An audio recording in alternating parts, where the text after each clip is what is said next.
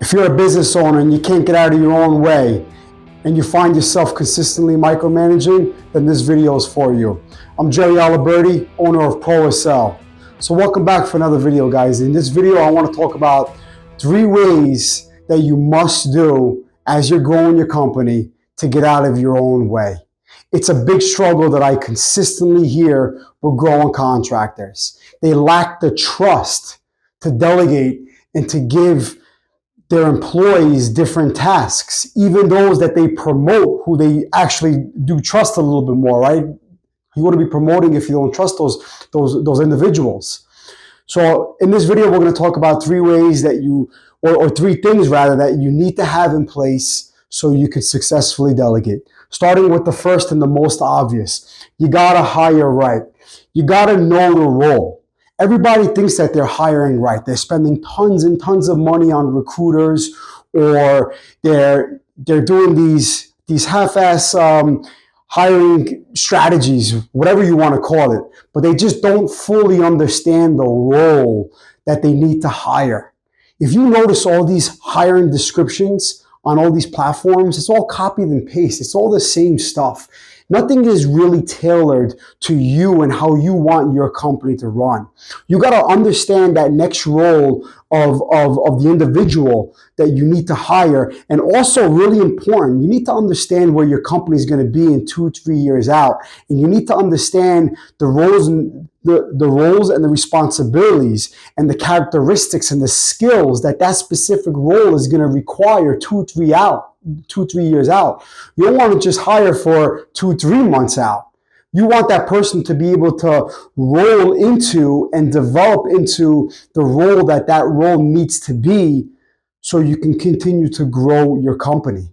And that role needs to fulfill your goals and your vision as well. So you need to really understand the role that you're hiring. I was talking to a contractor not too long ago. They're a multi-generational contractor, and they're multiple generations in, and each generation has always worked inside of their organization. So they don't really understand how other companies do things. And I find that a lot of multi-generational companies also have a hard time hiring because they just don't understand the next role that needs to be hired. They've only seen their internal organization, and they've only been a part of that, I want to call it that smaller growth that they've seen. So hire right and know the role. Next is promote right, know the skills and the strengths. As you're hiring new people and as you're growing your company, each of the people that you're hiring are going to have their own particular strengths and skills. So one, you need to know the role and you need to know the skills that are required for that role. What are the skills that particular individual has? Also, what are the strengths that particular individual has? What are the weaknesses? If that person is phenomenal at paperwork and is a really good technical person, but is terrible in leadership skills, or just doesn't know how to communicate with people, or is extremely introverted, they're not going to be a great leader if they're extremely introverted. Right? I mean, it's okay to be introverted. I kind of view myself as introverted, but you have to have leadership skills if you're going to promote them to a leadership position.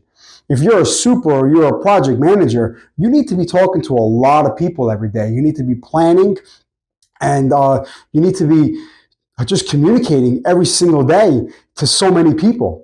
So you need to be personable like that as well. So you need to know the skills and the strengths for that particular leadership role. I talk to a lot of people in these mega construction companies, and I find that a lot of the leaders in these really big construction companies got to the point where they are because of who they know, not so much of what they know. Right? They were trusted by senior level people who promoted them, but they're terrible leaders. They're terrible at technical skills. They've never really been a project manager. They've never really been a super. They never had that boots on the ground experience. So with that being said, promote right, know the skills and the strengths. Next, know and respect the chain of command. This is really, really important to get out of the day-to-day operations. Starting with the field.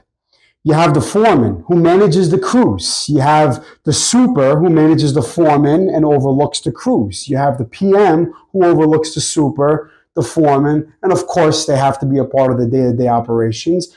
And then you have the operations managers or the senior PMs, if you're that large of a company who has that particular role, who's kind of overlooking multiple projects, who mainly just really deals with the PM or maybe gets involved with the super if things get really bad. And then you have the ownership who deals with the operation managers and the senior PMs. Now, why am I saying this?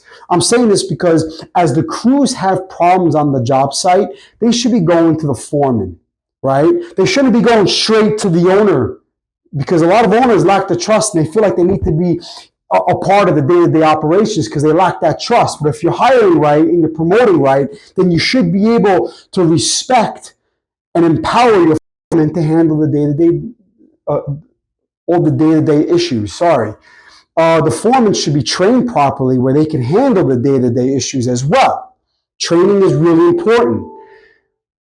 Foreman should be going to the super if they can't handle the day-to-day if they can't handle the issues that they are being presented to.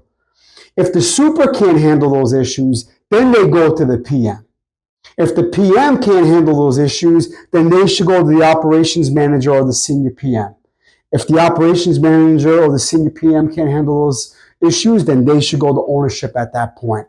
This allows you, the owner, to empower each of these leadership roles that you delegated, that you promoted. Hopefully you're training each of them properly to handle each of the situations that arise, and allows you to get out of the day-to-day operations. Now with the field, with estimating, you have your junior estimators who report to your senior estimators, who then report to your chief estimator, who then report to your ownership. Now, if you're a larger company, you may have a design build manager, you may have a project coordinator, you may have a business developer who kind of works their way into this as well. So I'm just trying to give you a ballpark of the different levels of chain of command. If the ownership is always involved with the junior estimator and teaching them how to do a takeoff, well, then no one is developing the company as a whole and worrying about strategic development. Nobody is running operational meetings that should be happening once a month, that the ownership should be involved, who is getting the gist of what's happening on all the different projects. And also is a great opportunity for ownership to let the company know as a whole the vision for the company. So guys, hire right, know the role. Promote right, know the skills and strengths for each of those individuals. Know and respect the chain of command. You, the owner, promoted each of these people into these leadership roles. Respect and empower their roles.